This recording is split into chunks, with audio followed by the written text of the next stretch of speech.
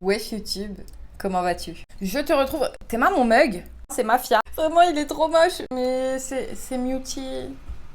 Ah bah, quand on parle du loup. Je suis absolument ravie de te retrouver aujourd'hui. Il y a un énorme reflet dans mes lunettes. J'espère que ça te dérange pas trop, mais j'enchaîne les migraines. Et sans mes lunettes, je vais mourir. Je suis trop contente de te retrouver aujourd'hui. Je suis même un petit peu excitée parce que c'est le retour de l'automne qui arrive, même si l'été, c'est quand même un petit peu furtif, quoi. J'adore l'automne, je suis une grande amoureuse de l'automne et je suis une grande amoureuse du challenge dont je te parle aujourd'hui. Le Pumpkin Autumn Challenge édition 2024. Tu l'as lu dans le titre, aujourd'hui je vais te parler de ma palle pour ce challenge, qui est un challenge mis en place par nul autre que Guimauze, dont je te mets la vidéo d'introduction en barre d'infos parce qu'elle l'expliquera bien mieux que moi. Très brièvement, chaque année, elle nous propose ce challenge livresque, enfin tu y mets un peu ce que tu veux, des films, des séries, des jeux vidéo, peu importe, où elle nous propose des thèmes avec des catégories, des mots-clés, à nous d'y glisser ce qu'on a envie d'y lire, voir, bref, tu as compris. Et c'est un challenge que j'adore constituer cette palle, j'adore ensuite juste faire le challenge, bref. Donc, on commence tout de suite avec ma pile à lire pour le Pumpkin Autumn Challenge de 2024. Comme d'habitude, j'ai été un petit peu trop optimiste. J'ai mis des gros livres, donc plusieurs livres parfois par catégorie. J'essaye aussi de mettre quasiment que des livres de ma pile à lire. Je m'autorise 2 achats pour le Pumpkin et c'est tout. Et donc on commence enfin, parce que là vraiment ça fait une intro quand même extrêmement longue. Le premier tableau s'appelle, comme à son habitude, Automne frissonnant et la première catégorie est la suivante. L'esprit et le corps en un instant séparés se retrouvent et s'épousent pour l'éternité. Les mots-clés pour cette sous-catégorie sont Halloween, fantôme, possession, exorcisme, insectes et comédie. Et moi j'y ai mis 2 livres je crois. Tu l'as compris, j'ai toujours envie de lire et de relire beaucoup de classiques. Et ça c'est un classique que j'ai vraiment envie de relire depuis quelques années, forcément. La métamorphose de Kafka. Est-il vraiment nécessaire que je te rappelle de quoi parle la métamorphose de Kafka? Je ne pense pas. Toujours est-il que dans les mots-clés, il y a insecte.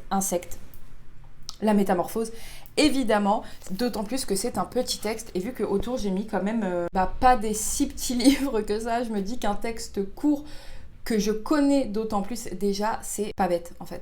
Et j'ai mis comme second choix pour cette catégorie Marina de Carlos Ruiz Zafón, dont j'ai lu L'ombre du vent l'an dernier, qui a été un énorme coup de cœur pour moi. J'ai très envie de lire d'autres choses de cet auteur et je trouve que Marina rentre parfaitement, je sais pas, mais on nous parle d'un petit garçon qui aime errer dans les rues désertes et qui se laisse au gré de son imagination basculer dans une espèce de pays des merveilles, un royaume hanté par des amours mortes, un savant fou et les fantômes de Gaudi, une Barcelone de rêves et de cauchemars, de théâtre et de cimetières souterraines et baroques, d'où seul s'évadera le souvenir de son guide, l'inoubliable Marina.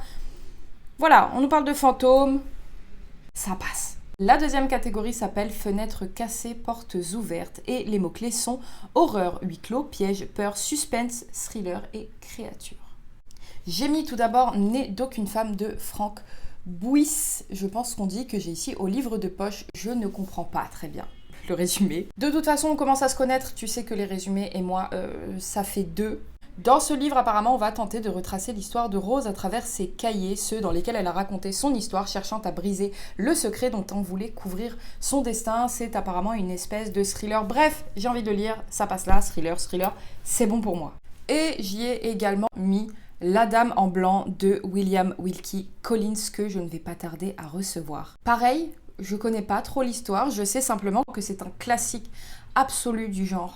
On nous parle de suspense, de pièges, de secrètes inconvenances, rien n'y manque. Pourtant, le chef-d'œuvre de Collins n'a cessé d'être dans les pays anglo-saxons un succès populaire, l'un des plus surmoyens en tout cas, d'empêcher l'innocent lecteur de dormir. Il me semble que c'est une espèce de thriller un peu historique, classique, bref.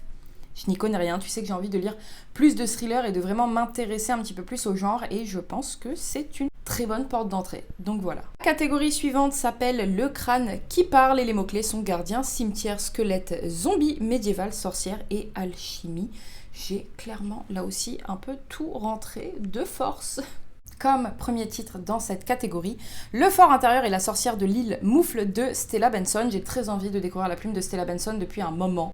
Et pour le coup, je trouve que ce titre rentre absolument parfaitement dans cette catégorie puisqu'il y est question de sorcière, tout simplement. On nous parle de Sarah Brown, une jeune femme qui, en pleine Seconde Guerre mondiale, va tomber sur un balai égaré par une sorcière. Et elle veut absolument rendre ce balai à sa propriétaire, ce qui va la mener sur l'île Moufle, entre la forêt enchantée et la commune de la Féerie, face à une curieuse petite maison qui s'appelle le Fort Intérieur. Tout me tente. Dans ce titre, absolument tout. D'autant plus quand on me parle d'espèces de Mary Poppins d'adultes. Et quand on me dit que, avant l'heure, elle anticipe le ton comique et léger que la fantasy connaîtra bien des décennies plus tard, entre autres avec Terry Pratchett et Neil Gaiman. C'est bon, signé, vendu, je veux lire ça. J'ai également mis dans cette catégorie parce qu'il fallait absolument que je le cale quelque part. Il n'a clairement pas de lien avec aucun des mots-clés. Mais j'ai envie de te dire qui va dire quoi. Vers de lierre de Louise Lebar qui m'a été très gentiment offert par ma copine Lucie de la chaîne Lucie a lu. On nous parle d'Olivier, une espèce d'écrivain en perte d'inspi ou je sais pas trop quoi, qui retourne dans le village de sa grand-mère récemment décédée pour mettre de l'ordre dans ses affaires. Et c'est là-bas, au milieu des souvenirs de son enfance, qu'il redécouvre un personnage des légendes populaires du coin, une espèce de vampire végétal, le ver de lierre. Je n'en sais pas plus, c'est court, ça me donne envie depuis très longtemps. Lucie l'a lu et me l'a gentiment envoyé. C'est le moment parfait pour le sortir. Dernier truc que j'ai mis dans cette catégorie, oui c'est long, je sais, c'est Hygiene, le premier tome de Tsuina Miura et Gamon Sakurai qui est édité ici chez Glénat. Tu le sais, j'ai envie de me remettre à lire les mangas, des mangas tout simplement, parce qu'en fait ils sont tous en attente dans ma bibliothèque et Hygiene, on nous dit squelette, zombie, c'est bon, ça passe. Je vais donc enfin découvrir Hygiene cet automne, du moins je l'espère. La quatrième et dernière catégorie de ce tableau s'appelle Des pancakes pour 11 et les mots-clés sont SF, dimension parallèle, espionnage, extraterrestre, super pouvoir. Est-ce que je réfléchis plus longtemps? Voilà mon premier achat pour ce pumpkin. Archive de l'Exode, le troisième tome de la saga des voyageurs, de nul autre que Becky Chambers. Je suis pas une très grande lectrice de SF, hein, d'autant plus de tout ce qui est espace, planète, voyage, ça me gonfle, c'est clairement pas mon truc. Quand des titres de ce genre m'intéressent, c'est uniquement en général parce que Marion de la chaîne Snowza en a parlé et que si elle aime, je veux lire. Mais moi, toute seule là comme ça, c'est pas forcément ma came, sauf Becky Chambers. J'ai adoré les 2 premiers tomes des Voyageurs, j'ai adoré pour l'instant absolument tout ce qu'elle nous a proposé. Je l'achète cet automne et je le lis. Et surtout qu'il rentre parfaitement là, donc c'est un peu obligé quoi. Tableau suivant, le fameux automne douceur de vivre et celui qui systématiquement me donne du fil à retordre. La première catégorie s'appelle Take Care of Cinnamon Homes et les mots-clés sont automne, tendresse, foyer, famille, singularité, cosy, gourmandise. Et j'y ai juste mis des lectures qui me sont agréables.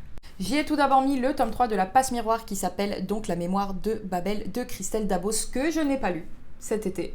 Mais voilà, la passe miroir, pareil, je vais pas encore te faire un résumé. C'est sympa, c'est malin, ça se lit bien, c'est de la fantaisie française, on adore, c'est cosy. Il y a question de famille et de foyer, ça rentre parfaitement. Donc voilà pour le tome 3 de la passe miroir. Et ensuite, j'y ai mis, pareil, dans ma volonté de reprendre la lecture de manga, le 4e tome de l'Atelier des sorciers qui est écrit par Kamome Shirahama et que j'ai ici chez Pika. L'Atelier des sorciers, vraiment petit manga, très mimi, très doudou, très cosy, où pour autant on voit se profiler des choses un peu plus dark peut-être. J'aime beaucoup. La catégorie suivante s'intitule La délicieuse malaventure de Sadima et les mots-clés sont conte, réécriture, adolescence, féminisme, déconstruction et genre. C'est rare que je n'ai rien à mettre dans ce type de catégorie, mais là j'ai honnêtement un petit peu galéré. Parce que j'ai pas d'essai particulièrement là sous la main, du moins que j'ai vraiment très envie de lire tout de suite. J'en ai qui ont l'air très intéressants, mais je sais pas, je suis pas dans le mood en ce moment. Donc j'ai glissé le tome 2 de Palace, bien sûr, de Marine Carteron. J'ai adoré la proposition du premier tome. On est sur une réécriture de la mythologie pour retracer l'histoire de la guerre de Troie et ce qui a mené à cette guerre. J'ai trouvé le premier tome assez bluffant. On est dans de la réécriture de mythologie. On est clairement dans une portée féminisme puisqu'on remet encore une fois au centre des événements les femmes qui composent ces histoires. Donc voilà pour cette catégorie, j'ai hâte, très très hâte de me replonger dans Palace. La catégorie suivante s'appelle CAD, je suis contente d'être tombée de cet arbre et il y est question d'amitié, d'aventure, de bande dessinée, d'anxiété, de santé mentale et de lumière. Comment te dire que c'est une catégorie qu'on connaît bien. Et si je ne dis pas de bêtises, cette catégorie, elle l'a créée en s'inspirant de nul autre que le fameux Lightfall dont on entend beaucoup parler de Tim Probert, qui est une petite BD qui parle justement de... J'allais te redire les mots-clés, mais ça n'a aucun sens. Mais beaucoup de santé mentale et d'anxiété qui m'intrigue énormément. Je suis très curieuse de voir comment c'est fait ici parce que l'anxiété, comment te dire que ça nous connaît. On est comme ça, elle et moi. Mais du coup, je suis très très curieuse. C'est un titre qui m'intrigue beaucoup. Donc voilà, c'est le petit titre supplémentaire que je n'ai pas mais que je m'autoriserai certainement à acheter dans le cadre de ce challenge. J'ai ensuite mis un titre qui rentre sans vraiment rentrer, mais moi je vois pourquoi je l'y mets, et c'est le plus important. C'est la suite de Bonne Nuit Poun Poun de Inyo Asano, Je parle, qui est un de mes mangas préférés, dont je t'ai déjà parlé à maintes reprises ici, qui est globalement un manga sur la construction identitaire d'un jeune enfant dans un contexte familial assez chaotique et plutôt dramatique. Tu l'as compris, on glisse des mangas, Bonne Nuit Poun Poun, il y est question d'amitié, d'aventure, et également de santé mentale, de construction, encore une fois identitaire et sociale. C'est un manga extraordinaire et j'ai très envie de m'y remettre, donc forcément Bonne Nuit Poun Poun. Le tome du coup 6, je ne sais pas si je te l'ai dit. Catégorie suivante, elle s'appelle Je crois bien n'avoir songé qu'à vous seul. Et les mots-clés sont orgueil, préjugé, amour, célibat, classique, sarcasme, verve et satire. Et clairement, on s'est pas fatigué. J'ai lu classique, j'ai dit c'est bon. Automne égale forcément pour moi Daphné du Maurier, ma très chère et tendre, et donc j'ai même pas cherché à comprendre, quoique amour, célibat, préjugé. On est dans le thème, je vais enfin découvrir un de ces romans les plus connus que je n'ai pas encore lu. Mesdames et messieurs, j'ai nommé Ma cousine Rachel, of course. Je suis giga excitée, est-ce que ça s'entend? Oui, je pense. J'adore Daphné du Maurier, j'adore arriver à l'automne et me dire que j'ai des petits titres d'elle d'avance dans ma bibliothèque, que je vais me faire un plaisir de dévorer. Ma cousine Rachel est un de ses livres les plus connus que je n'ai pas encore lu. J'ai hâte, j'ai hyper hâte. On va partir ici avec Philippe enquêté, parce que son cousin Ambroise, de qui il est extrêmement proche, a épousé presque sur un coup de tête une femme rencontrée lors d'un voyage, Rachel. Très vite, Philippe va soupçonner Rachel de n'avoir pas que de bonnes intentions vis-à-vis de son cousin. Et c'est donc tout naturellement qu'à la mort de celui-ci, Philippe va partir aussitôt en Cornouailles, pour comprendre pourquoi son cousin est mort et ce que Rachel a à voir là-dedans. J'ai trop hâte, c'est tout. Daphné du Maurier, je l'aime d'amour, j'ai trop hâte. On passe au troisième et dernier tableau, qui est le tableau un peu spécial de cette année, qui s'appelle Automne crépusculaire. Pareil, on s'est laissé emballer, tu vas voir, j'ai mis vraiment des trucs et j'ai pas le temps. La première catégorie s'appelle le règne des phalènes et les mots-clés sont âme, vie, mort, messager, magie, transformation, ombre, animal, nocturne. Tous les mots me parlent. Ça, là, c'est ma catégorie. Mais comme, encore une fois, j'essaye de ne caler que des livres de ma palle, je me suis dit que ce serait le moment parfait pour découvrir une auteurice qui s'appelle Rivers Solomon avec Sorrowland. Rivers Solomon, je suis très curieuse de découvrir sa plume et son univers. Et j'ai pu mettre la main d'occasion sur ce titre dernièrement, je suis trop contente. On nous parle d'une jeune femme enceinte qui va s'échapper d'une espèce de secte et qui va aller se réfugier et accoucher dans la forêt. Sauf que si j'ai bien compris, elle ne va pas y être là non plus du tout en sécurité parce qu'il y a des choses étranges qui se passent, qu'elle a l'impression de subir une espèce de métamorphose et qu'elle va devoir comprendre ce qui se passe. Bref, je n'en sais pas plus, je ne veux pas en savoir plus, mais le côté vie, mort, message, transformation, ombre, animal nocturne dans cette forêt, pour moi ça colle. L'ambiance et l'atmosphère que m'évoque ce thème, c'est l'ambiance que m'évoque ce livre, donc voilà, c'est trop hâte là aussi. Et j'y ai ensuite mis un dernier manga. On va avancer mon petit chouchou de tous les temps dont je te parle tout le temps, L'enfant et le maudit de Nagabe, cette pépite, l'appareil. Il colle absolument à tous les thèmes de cette catégorie d'une manière pour le coup un peu plus douce et un peu plus doudou que clairement ce que présage Sorrowland, mais je l'aime d'amour et j'ai vraiment envie de m'y remettre, donc voilà, Nagabe, je reviens. Catégorie suivante qui s'appelle Voyageuse contemplant une mer d'étoiles. Les mots-clés sont romantisme, poésie, lyrisme, mystère, rêve, cauchemar, émotion. On parle aussi sur une volonté de relecture d'un classique puisque j'ai mis le portrait de Dorian Gray, of course, de Oscar Wilde, que j'avais lu en anglais, je pense, en 6e.